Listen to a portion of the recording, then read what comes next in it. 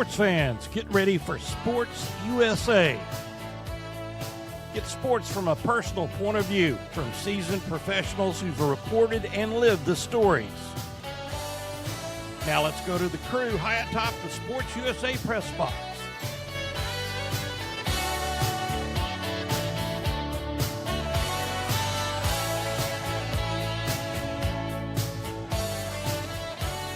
Hello, everybody. This is Tom Russo, and this is Sportz-USA. This is our weekly episode. We are so excited to have everybody with us today. We've got John Askins out in the Houston area.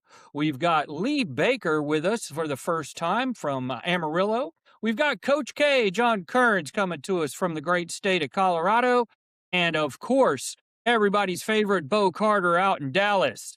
How's everybody doing today? You guys ready to talk some sports? Yes.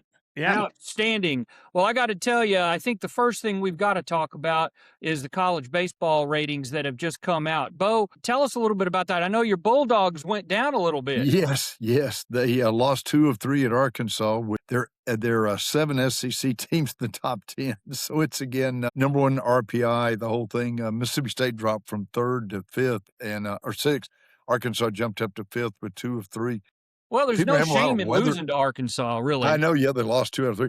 They had to move the Saturday game to a doubleheader, which they're having a lot of weekend weather problems, so y'all will probably wear several areas. But UCLA, of course, UCLA's 4-0. They swept Michigan and beat one of the California teams last week, so they're on a roll, and they look like they might be headed to Omaha along with 2 or 3 other teams. Yeah, what about Southern Cal, Bo? I mean, they were undefeated. They were the last undefeated team to go down, but yet they're still not even in the top 10, are they? I know, it's really weird. They kind of played they had about 14 home games and almost the same as Texas. Texas finally moved up to number 2, although they lost their first game. There'll be no LSU Shreveport 59-0 teams this year in college baseball. But no, USC's at 19-1 right now and having a great year, and they're I don't know why it took them so long to get up through. Maybe some Big Ten prejudice. I don't know. That Friday night game with Ole Miss and Texas was quite the ball game. I think Ole Miss hit a grand slam in the 9th inning to take a 1-run lead. Then Texas fought back,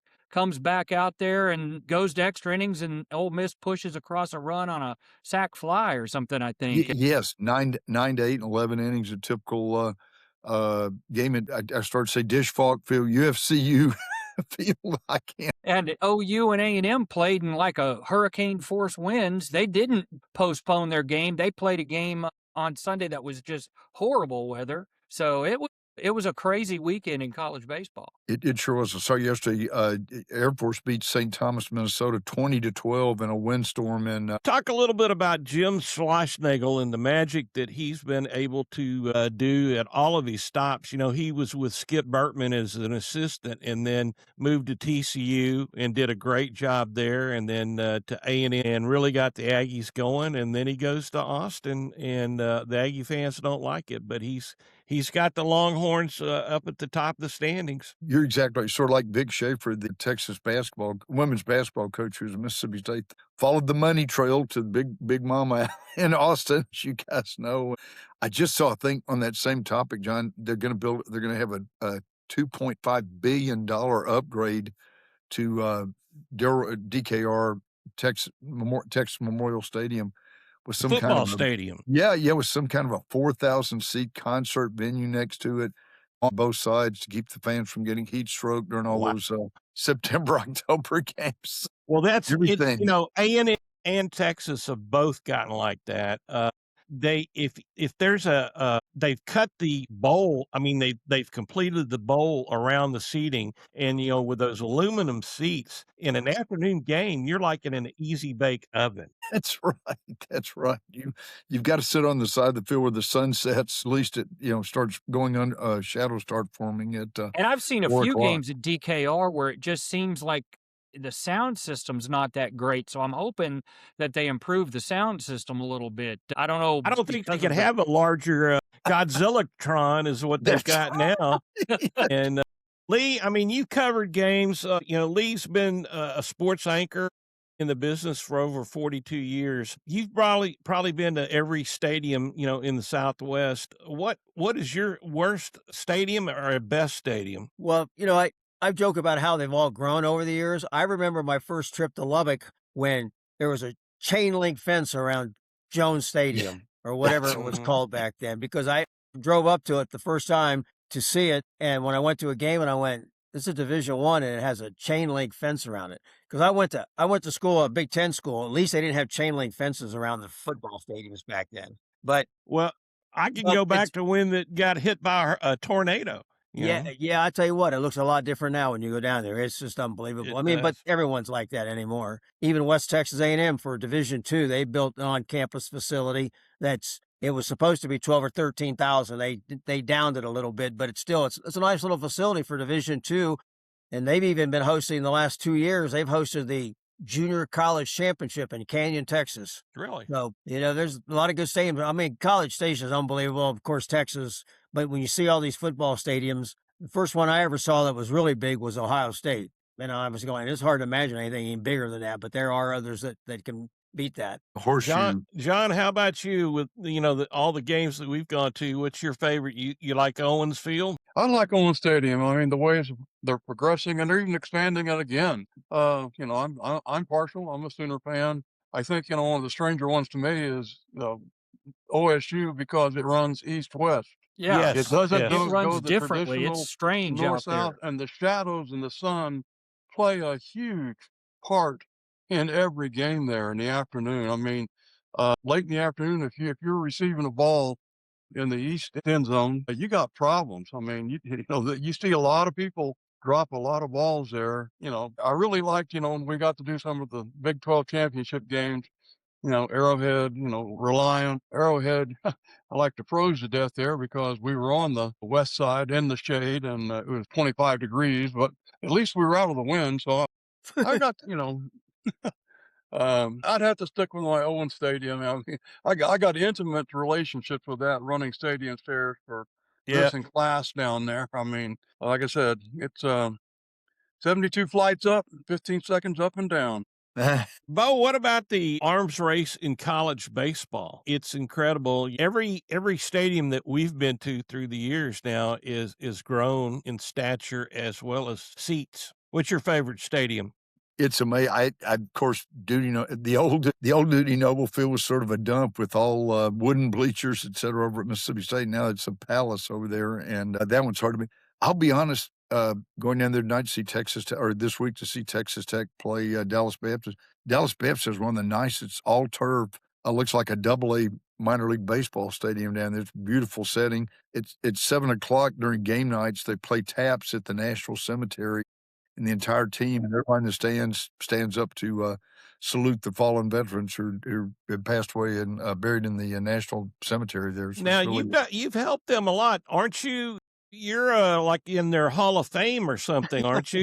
yes, I got I think because we named so many Dallas Baptist players Metroplex Players of the Year, they gave me an award. But it's a lot. That people you get treated like royally every time you go there. It's a beautiful setting. Well, I think we wanted to talk a little bit about the World Baseball Classic. And guys, from my side, I really find it refreshing when you get professional baseball players that really want to play baseball for the sake of playing baseball. Right. They were like little boys out there playing, and it was exciting to see. Loved the passion that Skeens had, the throw that Aaron Judge had, the play of Bobby Witt at shortstop, and not just the American players, all of the teams. The players tend to get out there and just have some real good excitement, something that you don't necessarily see on an everyday basis at the major league level. A lot of times players are just going through the motions. What are your guys' thoughts on it? Last week you kind of said it, Tom. I mean, the fact it's playoff atmosphere baseball. It's hyped. They're giving it all. It's been really fun to watch. I was really impressed with Italy. I mean, they surprised the heck out of me. I'm like, Italy plays baseball, but Yeah.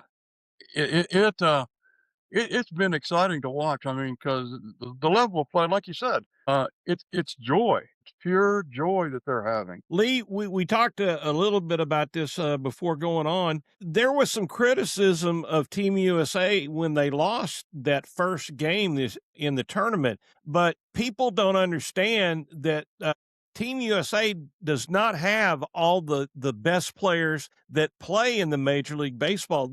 There's about 190 good players that are spread out amongst the other teams. Yeah, I work part-time at a golf course, and everybody's been talking about behind the counter. We've been talking about the baseball playoffs in this tournament.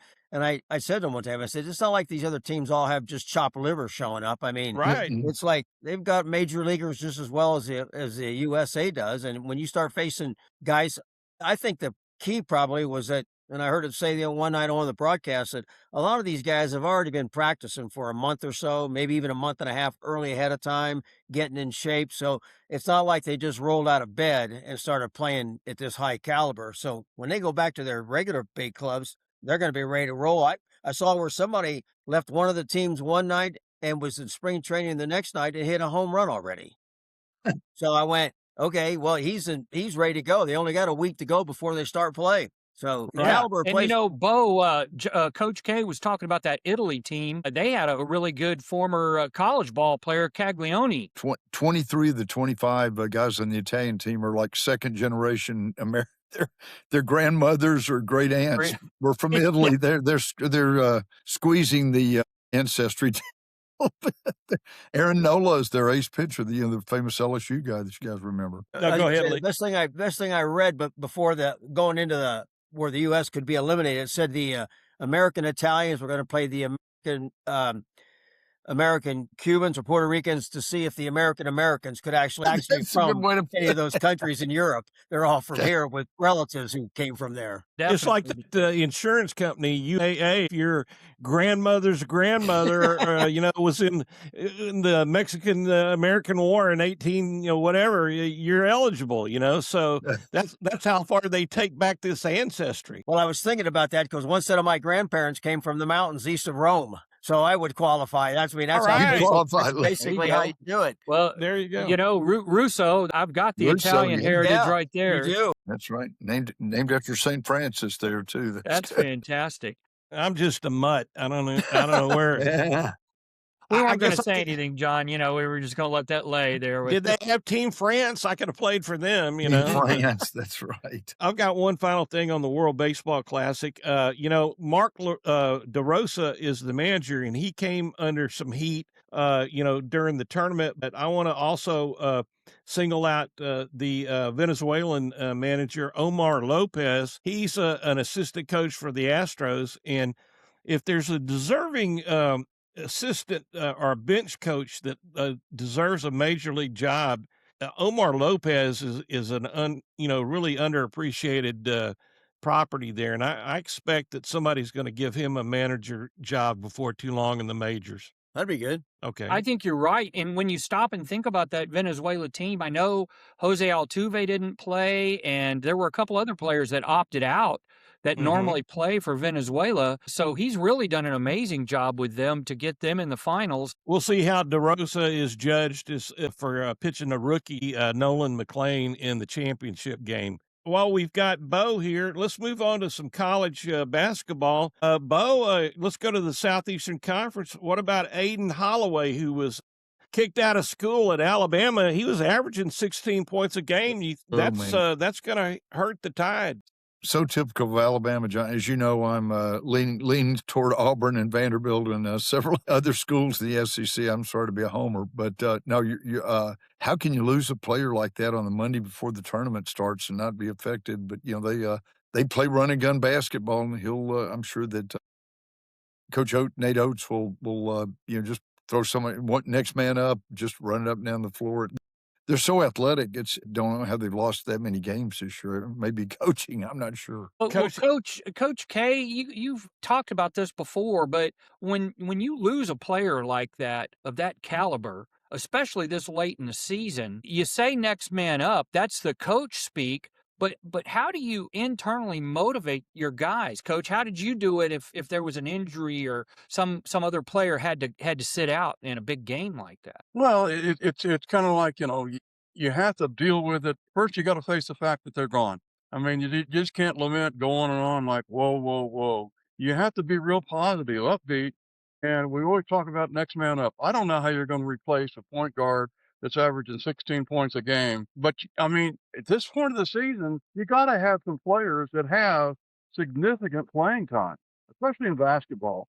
There's a rotation that goes on throughout the game. That they bring people in all the time that are fresh legs. And so you got to believe they've got some players that are there that have the skill set, especially at the college level. It's not like high school where you've got X amount, of kids to draw from. College, they've got a pretty good size, 15-man practice group that they should be able to bring somebody in who definitely can't match probably the production, but can fill the gap and let the other players, the other four who are starters, they've got to step their game up and fill that void. And that's what you've got to emphasize. You guys have got to up your game. You got to bring it a little harder. Now we've relied on so-and-so for so long. Now it's your turn. You can shine. You can do the job. You got to be super positive, super upbeat. You got to face the fact initially, but once you get past that, oh, woe is me, you got to go up all the way. Otherwise, you're just dooming yourself to failure. Well, Coach, that depth percept or depth level is certainly something we've talked about with other big teams in the tournament. I know with John and I's Red Raiders, they've been doing it kind of with smoke and mirrors, especially since JT Toppin went down. But we've got 7 guys basically that are in the rotation. They get into foul trouble. There's nobody left with any playing experience of any nature on the bench. And that's why I think they're going to be 1 or 2 and done in the tournament, unfortunately. But, a lot of teams are that way when I look at them. So I don't know that much about that Alabama team, but I know when you lose that major cog like that starting point guard, that is a tough pill to swallow. Especially Tom, I'm the way going to they go play. back to Kevin Long's comment last week. He talked to a college coach he didn't want to name, and he basically said, with the guys that are sitting on the bench, do you really think that they're pulling for the starters out there, or they may be hoping that something like this happens so they can get off the bench and they can go play? So we'll see how that works out for Alabama. Yeah, that should be interesting. I think it gives another side story for all of us to kick around later on, but that's certainly true. But when we look at this overall bracket, Lee, who do you think's gonna win it all? Who do you have taking it? We're going to put people on the hot seat yeah. now. I'm going to go out on a limb and say Houston. John will like that. Houston. Yeah, Wow. Houston, Okay. Houston I think was there last year. I think they got their feet back under them after a rough few games. After watching the last couple of games, I'm going, I think they might be the ones to win it all. Bo, who do you think's got it? We might have a Houston Arizona rematch. I'm trying to remember That's the brackets Arizona. there, but are they? I'm trying to The remember. If healthiest team going into this tournament right now. Yeah, They've got yeah. all. They're going to fire on all cylinders. They're the only team right now that can probably say that. I love Houston. I love Kelvin Sampson. I mean, I'd like to see them, and I can kind of see a matchup. But based on physicality and who's the fit most healthy right now, Arizona. Well, all of those top 4 Big 12 teams, they've had spells where, they sort of lost it, but they seem to all be cooking now at the right time. I think Arizona, Houston, Iowa State, even Kansas, I think any one of those 4 could win it all and be in the Final 4. But I think I'm going to go a little bit different direction. My picks would be probably Michigan and Duke, and I think Arkansas could be a real sleeper. And we mentioned this earlier. I'm glad that Miami of Ohio, who went 31-1, at least got a chance at a play-in game. Well, yeah, Bo, and I think they deserve more than that. I mean, with that Yeah. kind of a record in D1 basketball, I know it's not a power conference, but you've got to recognize that to some degree. I'm going to go with Duke as my pick too. They're playing good right now, and I think they're going to put it together here in the tournament. I think Duke's going to surprise some. I think a team that is a dark horse that could go a lot farther than anyone thinks might be the Iowa Hawkeyes. Yes. They have a new coach this year. He came in from a Drake, and he's turned them around. And they've got a point guard, Sturts, I believe is his name. And that's a team that I'm going to watch and see how far they go. How about you, Lee? Any dark horse? I don't know, but I got a trivia note about the Iowa team and the team from High Point. There are two Right. brothers from Amarillo. One plays on Iowa and one plays for High Point. They both made the tournament this year. It's kind of a big deal for the Wow. city of Amarillo. We don't Well, get many sure. Division I players playing in the tournament. So one of them the oldest one started out at Villanova for a couple years, and he's transferred and changed schools. But the other one has been at High Point for at least 2 years now. So they're both in the tournament, which is kind of a cool thing to have happen for those of us here in the Panhandle. Yeah. Being a Exciting. Big Ten guy, my school didn't even get in the tournament, IU. So I'm Gosh. kind of just waiting to see who does what. They put all their money into the football program. Yeah, there There's you nothing go. left At for least we basketball. won one championship this year. That's Yeah, right. they switched from basketball to football. It seems That's like. right. Well, Bobby Knight's turned congratulations to the Hoosiers. There, Yeah. Bob Knight's turned over in his grave. women's side, it was good to see South Carolina and Texas have such a great game, but Texas surprised the South Carolina. Tom, I think you think that's your pick, though. I think Coach Staley's going to use that as motivation for her team. I think that's kind of the spark that's going to turn it around. You know, they played great basketball all the time there in South Carolina, and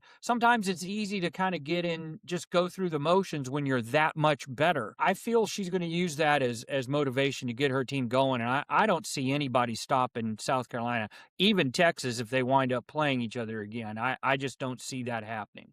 What do you think, Coach K? I think you're right. South Carolina, just because they have it going, the tradition they expect. You probably hit it on the head. A little complacency there. Texas played a great ball game against them and didn't just beat them 12 points. So, I mean, it wasn't just a little slip by. And you're right. That's a wake up call. And I'm sure they're going to use that. That's going to be bulletin board material all week long, all through the tournament. We can't let down. Remember Texas. And she's a great motivator.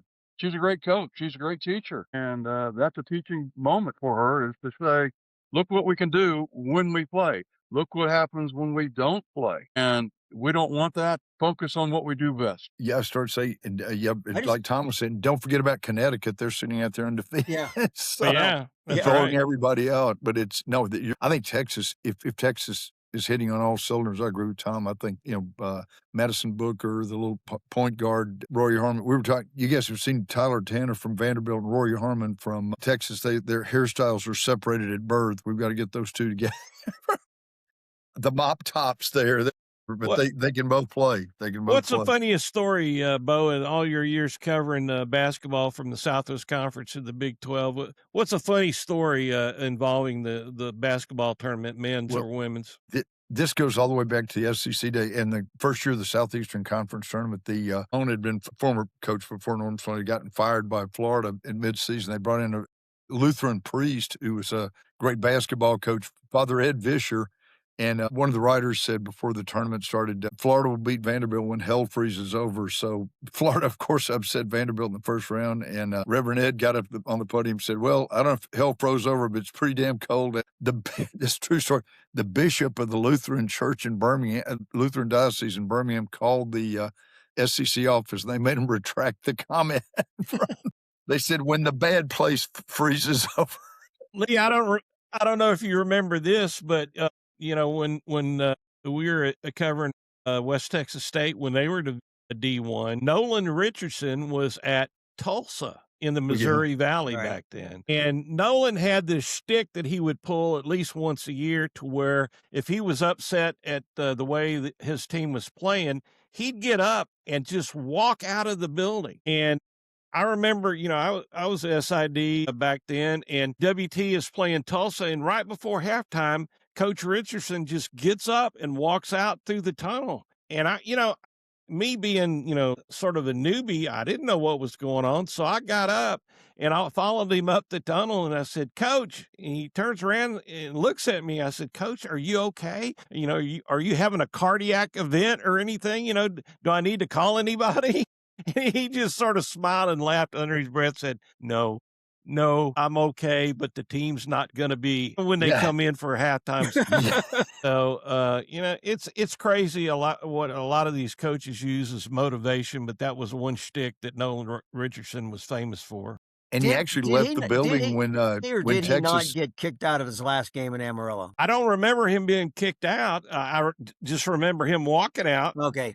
Maybe he kicked himself out on his own power. Yeah. So the rumor was that he said he was not happy with how his team was playing, and he just left. And I just never recall him coming back on the bench. That's what I did. He came back for after the halftime. Okay. He did that, Bo, when he was at Arkansas, too. Arkansas, that was Arkansas. Yeah. Arkansas and Texas were playing for the SEC regular season championship in Austin, and he walked out with they came up with the phrase "strolling with Nolan." And he did come out. He left. I guess he went to the team bus or something and took off. Well, you remember Elvis has left the building. I guess it's that's right. Nolan has left the building. Right. Well, let's change gears a little bit. I'd like to talk about the FCC. Brendan Carr, who came out this week and said that the FCC is going to be investigating the sports rights, agreements that all the leagues have. I think that there's always a shred of truth in what's being said, but then it's just overblown. And one of the things that I know that sports fans are tired of is they're tired of all the leagues getting fragmented with some games on broadcast TV, some games on, Peacock, and some games on Apple TV. Like I said, I think a couple of weeks ago, if you totaled up how much that the fans would have to spend this year to watch Major League Baseball, I think it's on like 5 different outlets, and they'd have to spend over $1,000 in subscription fees to follow every game. You guys are just sports fans now. What do you think about that? I like the idea of the availability, but again, I'm not going to go out and pop $1,000 just so I can see every game. Right. Yeah. I've got special teams that I like and I follow. I probably subscribe to a set channel, network if they had my teams. But overall, I'm going to be selective. I've always been kind of selective. Living out in the hinterland here in western Colorado, I don't have a lot of choices, so only what I can get streaming sometimes. But no, I like selection, but I want to be the one making the choice. Well, the problem is that even if you have a team that you're following, it could be on 3 different outlets, and that's ridiculous. Lee, there was a movement. I don't know if it's a real possibility of some of the leagues like MLB coming back on over-the-air broadcast. I would prefer anything. Although I've had the baseball package for a number of years and watch it, but you can't watch the Rangers, the Astros unless you pay extra because you're here. The best story I ever heard about ruining someone's baseball career, the Oklahoma Panhandle, there was a guy that lived in, I think, Beaver, one of the small towns up there, and he wanted to watch the Kansas City Royals, but Oklahoma is in the Kansas market. But he was closer to Colorado Rockies than he were near the Kansas City Royals, but he could not watch Kansas City, and he was 100 miles from Denver, and he was 400 miles from Kansas City, and he still could not watch the team he wanted to watch without paying extra. Weird blackout rules. And the blackout rules, to me, are so antiquated. Yep. When you go back, I think there was a big fear when television first came out. It was even a big fear when radio first came out. Oh, that was a little before my time. John, maybe you were around then. Thank you, Ty. No, but I think it was a big fear that if they were broadcasting the games that no one would show up to them. Yep. And to wit, I know we have leagues like the United Football League and some of this other stuff that are basically made for TV. We talked about that last week where the bowl games are kind of made for TV. They don't really care if anybody shows up in the stands. If they do, it's great. But I don't think the professional sports are at that level. At least the big ones like Major League Baseball and pro football. I don't think these blackout rules need apply anymore. I mean, my thought is that it's kind of foolish. What do you guys think on the blackout rules? Tom, I agree too. I tell you what, latest news last week, FanDuel television at Bally Sports, who were doing a lot of Rangers and local pro stuff in Dallas, have declared bankruptcy, going back to gambling. Nice. Straight up Vegas style gambling and beating Right. people. Hey, give us your credit card for a mere $100. We will steal your identity for the next 6 months. But everybody, the Texas Rangers, I think, had like 40 of their games on local UHF Over the stations, air, like, yeah. Yeah. Channel 33, Channel 20, and really had to cut down on their viewership. But, Tom, you hit the nail on the head. Remember the Brooklyn Dodgers would not do home games on radio till like the early 50s because they were afraid it would chase their it would chase their meager fans crowds away. which it's proven not to be true. Which, yeah. But especially today's day and age where everything's at your fingertips, maybe through different subscriptions. Lee, you were going to add something. I was going to say one of the things that kind of led to the downfall of all this was the company I worked on our TV station, Sinclair Broadcasting. Right before COVID hit, Sinclair, through another group, an offshoot company called Diamond Sports Group, bought 22 regional networks in December of whatever year it was. And then in March, the following March, COVID hit. So for like however many months up the rest of the year, they had no income coming in from any game, any broadcast, anything because of the shutdown. They never recovered from it, and they ended up declaring bankruptcy. And then everybody started scrambling. It took them 2 or 3 years to figure out there was not going to be any more, Bally Sports Network or whatever they were called, because they went belly up. And so then all the teams had to start scrambling to find some way to get their games on a broadcast level somewhere. Broadcast again. Yeah. Bo, give us your final thoughts on just the FCC now getting involved in sports. They're talking about taking away people's broadcast rights. If they don't cover the action in Iran right now correctly, this guy is very heavy-handed. What do you think about all that? It's a little scary. The presidential roundtable had all the heavy hitters: Greg Sankey, Brett Yormark, all the major and several multimillionaires who probably happen to be members of one party, which I won't mention. In the words of my former Vanderbilt friend, student government president, Senator John Kennedy, the foghorn leghorn of Congress these days. But boys, if you really want to get this thing mixed up, let Congress innovate. There you go. I say, son. I say, boys. What about also interesting story this week was down in Louisiana, a paper or online publication called the Tiger Rag that publishes news all about LSU athletics. They are suing the LSU athletic department in order to try and gain copies of the pay records for the athletes. And it seems like they think that, imagine this, the athletic department at LSU is running some sort of pyramid scheme to pay off their ex-coach Brian Kelly $50 million and then also pay the players. Is this just the sign of the times, Coach K? I think it is. I think, we've talked about money in sports, and last week we were talking about, the nil and how it's really become the monster that kind of a lot of people had envisioned it being. And so, there are just a lot of things going on right now. I was reading something, that players in states that don't have income tax, should they be paid less or more? I mean, it's getting to cover so many different areas that I don't know. It would be interesting to see, again, if it's a public institution, public records should be open to the public. Yeah, they're filing the public records, requests. But Lee, as you know, boy, I tell you what, in the state of Texas, it's really gotten bad. They've taken all the teeth out of public access, even requests through the public records. I can't believe that people don't know. I mean, they say what some of the players are making. They already know what some of the players are making, right? Right. Right. I mean, well, they announce should. it. Some of the players announce it themselves, or their agents announce it. Okay.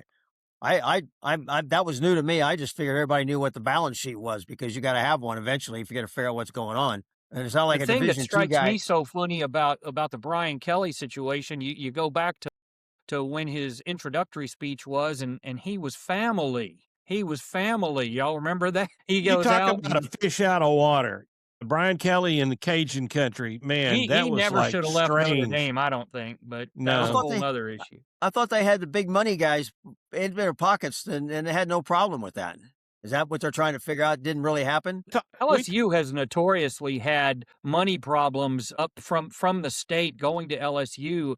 I think there was a time even when they were trying to get Jimbo Fisher, I think, at one point, and they couldn't afford him. Ask A&M about that. You guys don't recall, don't you remember that when they fired Brian Kelly, the governor of the state came out and he said, and that's when they also fired the AD who Right. happened to be at A&M when they fired Jimbo Fisher. So this AD had put $120 million out in the universe, on paying fired coaches. So the governor, came out very strongly and said, we got to get to the bottom of this, and we're not going to hire another guy and be paying these guys this kind of money. So what do? They go out and get the Ole Miss coach, Lane Kiffin, and they've given him a bunch of money. And I guarantee you, they're probably spending as much money under the table as they are over the table. And it's getting to a point with Lane Kiffin where every stadium he goes into, he's probably going to get stuff thrown at him like they did in Tennessee, because he's been everywhere, it seems like. He just goes to follow the money for sure. Well, you can't say that he doesn't perform, he doesn't win where he's at. He did a really great job at Ole Miss everywhere that he's been, besides the Oakland Raiders. I guess he's won, and but it gets a little ridiculous. And Lee, how do you deal? I mean, you've been in the business long enough that you cover these guys nightly on your sportscast. What feedback do you get from your fans? I mean, what do they say about what's going on? I think the real normal fan probably thinks it's a little out of hand. The real diehard fan just wants anything that can happen to make the university win. But I don't know. My dad used to always tell me that he used to always talk about everybody ought to be all paid. Everybody should be paid the same. That way you won't have any arguments, have any problems, and we'll find out who the real athletes are if they're going to pay them. Because my dad knew guys were getting paid. We was talking about this about years ago. Even there was money under the table. So you just let them all have the same amount of money, and we'll see who the best athletes are. But that's not going to ever happen. I just think that as long as they're going to keep doling out money, I thought the best part about Lane Kiffin was he no sooner had he been at Ole Miss and left Ole Miss and went to LSU that he was already named as surface for the Michigan job. And he hadn't even gotten to LSU barely a week or two or whatever when the Michigan guy folded up, Right. and already he's going north from LSU. And I thought that's the sign of the times right there. It's definitely a sign of the times. There's And no believe doubt. me, he was probably in on that job. They just Yeah, probably didn't raise their offer. I'm sure he got a call. Lee, before we wrap this one up, I was curious, since you're involved with golf, tell us about that. It's like a minor league tour that's coming through Amarillo. What was that? The Corn Ferry Tour, the tour one level below the PGA Tour, is coming to Amarillo in June, the week of June 8th to 14, I believe. They're going to be playing at Tascosa Country Club. It has two courses. They're going to be playing a links-style course. But a fascinating story about that is when the Ben Hogan Tour first came around in, I think it was 1990, Amarillo Country Club, and Amarillo was one of the first towns to host. It was a big deal. They were going to have all these tournaments, and then the winners were going to advance to the PGA Tour. And right after that season, at the end of that season, there was the thing that happened in Shoal Creek, Alabama, where there were no minority golfers, and I think it was the PGA Championship, and there was all this hoorah about the course where they held it had no minority members. Well, Amarillo Country Club had no minority members. The other club in town did, but Amarillo didn't. And they were told them that if they didn't have any minority members, they were not going to ever be able to host the tournament again. It never came back. Wow. It never came back. And now it's resurfaced as being sponsored by one of the local banks and another gentleman here in town, Mr. Fairley, who's very involved in statewide politics. And so they're going to bring it back. But yeah, they got Ryan Palmer's a native here, and he's committed to play in it and come back and play in the tour. And it's his home course. It's where he grew up. And so that's it's going to be a fascinating thing to see how many people show up for it. And and how it goes. But you're going to find guys who have already been winners on the PGA Tour, and you're going to find guys who will be on the PGA Tour next year. So it's going to be kind Is of that interesting. all around the Midwest now, or where Yeah, is that tour they started the season in Panama. They did like 2 events in Panama, and then they've been in South America, and then I think now they're coming back north finally into the States, and they'll be Very playing interesting. from this point on in the United States, different places all around. Corn Ferry Tour. Before we go to Scattershooting, I want you to tell a little background on the guy that you worked for at KVII for so many years. He's the guy that did the Cadillac Ranch out west of town. Stanley Marsh. Yeah, tell us a little bit about Stanley Marsh. That guy was eccentric to the nth degree. Pretty weird. He had all kinds of he's a guy that did Cadillac Ranch, obviously. And he had a group of kids that worked for him, and they went around and did all these weird projects around town. One time, he had to own a beautiful piece of land that has since been purchased by the country club where they're going to play the tournament. Anyway, somebody would rumor that he was going to build houses next to where he was, and he put up a sign that said, "Welcome to the world's largest rattlesnake farm." Nobody ever built a house there ever. They just left it blank. That's and then one of his other projects, in fact, my wife wouldn't let me do it. He would go around to different people's houses and he would bury in the front yard a sign, a huge sign. It would be a triangle. It could be anything you wanted. It could say anything you wanted that was polite. For instance, I wanted to get one with a golf ball that said Birdie Boy, and he put rebar and cement, and they're still around town. He went around and did that all around the area. Yeah, he did just all kinds of weird stuff. Well, I tell you how old-fashioned he was, though. When I first went to work there, we still did a Sunday noon television newscast. Now, you got to be really old to think of even having a newscast at noon on Sunday, because everybody went to church, and they went home, and they did family stuff, and the news was on at noon, or get out of church and go home. So when I first worked there, the first year or two, we did a Sunday. You got off on Saturday night, and if you wanted to go out and party, you better be ready because you had to be back in the next morning. Right. And the news director's rule was you cannot just recycle what you did the night before. You had to do it. But yeah, we did a Sunday noon newscast, and he made his children, who were college students at the time, come in and run the cameras in the studio just to make them get a feel for doing things. Child labor laws. No kidding. All right. We didn't even do back that when the blue laws were still around, too. Yeah, I know. Yeah. It's just going on. All right, Tom, let's go to Scattershooting. All right, let's go to Scattershooting. And John, since you always go last, you're going to get the privilege of going first this week. So one of the things that I thought of, I was going to bring up last week was the death of Bruce Fleming. Anybody remember Bruce Fleming? Famous He umpire. was a long-time Major League umpire. He started back in 1971.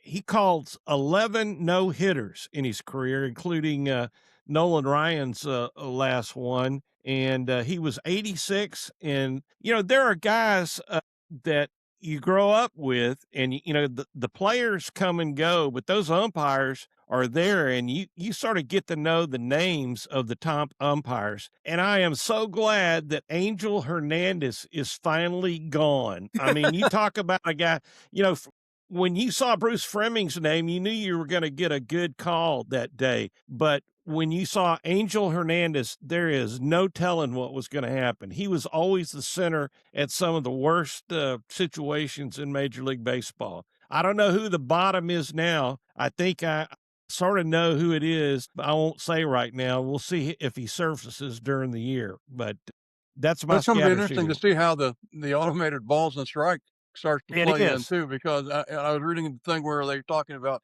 it's really going to benefit people like Aaron Judd, the tall players, the guys that are their strike zone Is for bigger, some yeah. reason. I thought it would hurt them, but they actually said it's going to benefit them because the strike zone is going to be more uniform. And I don't completely understand it, but I'm anxious to see how it plays in because we've had it for several years with the broadcast systems.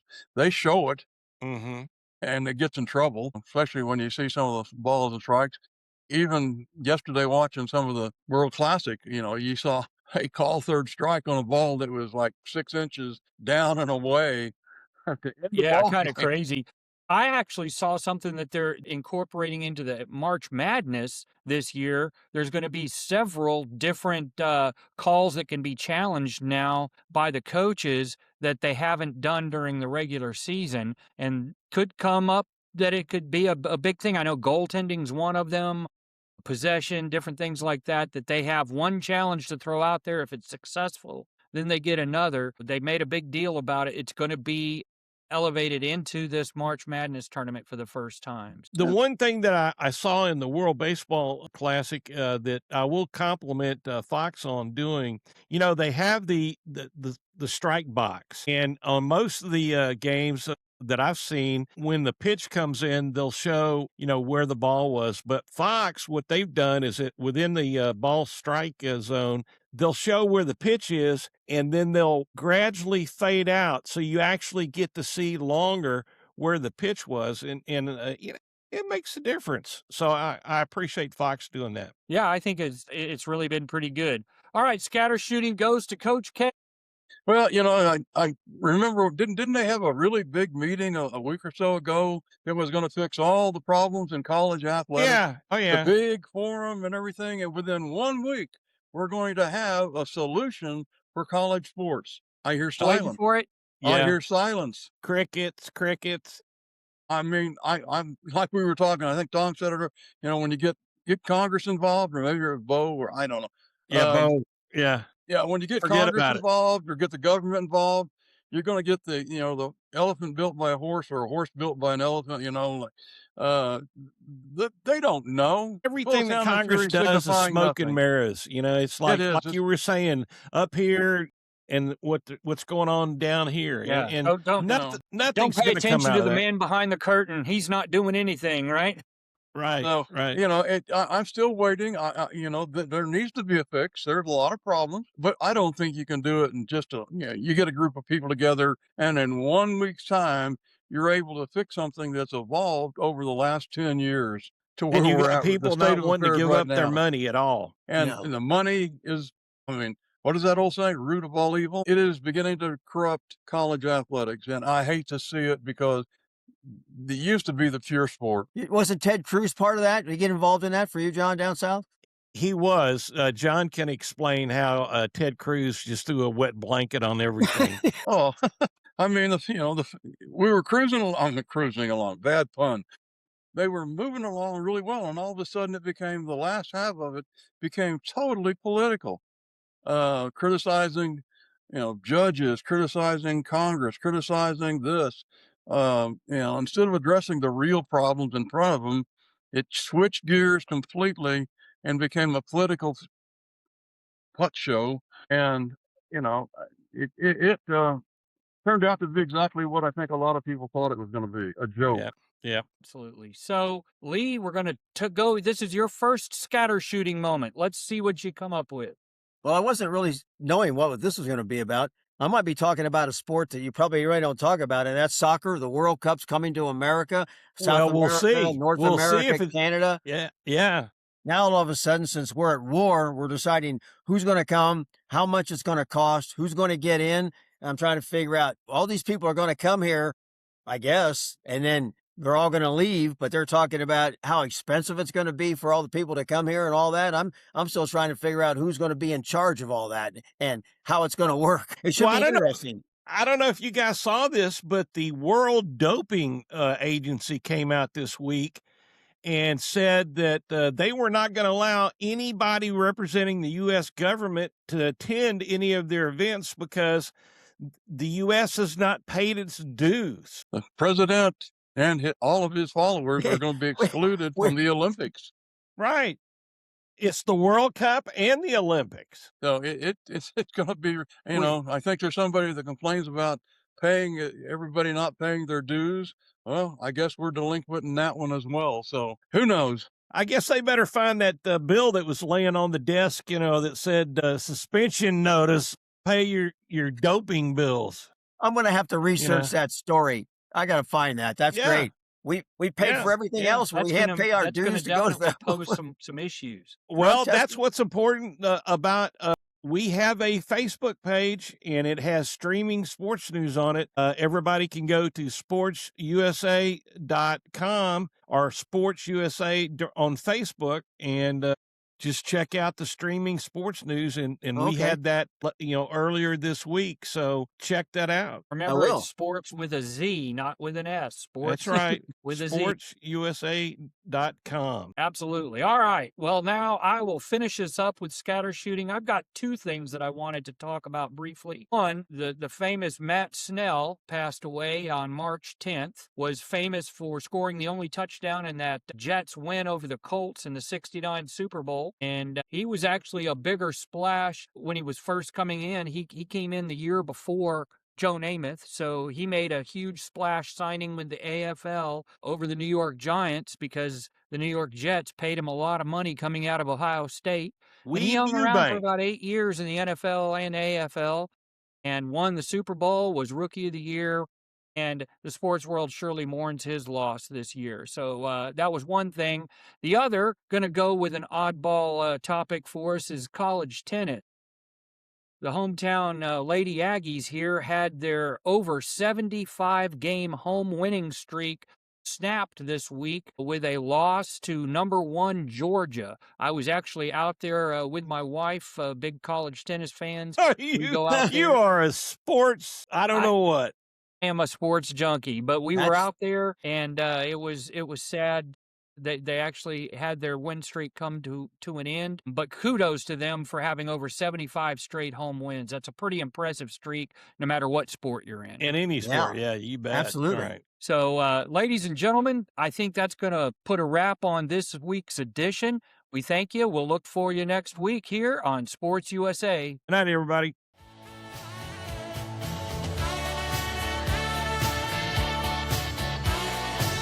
Thanks for joining us for this edition of Sports USA, available at our website at sportswithaz-usa.com.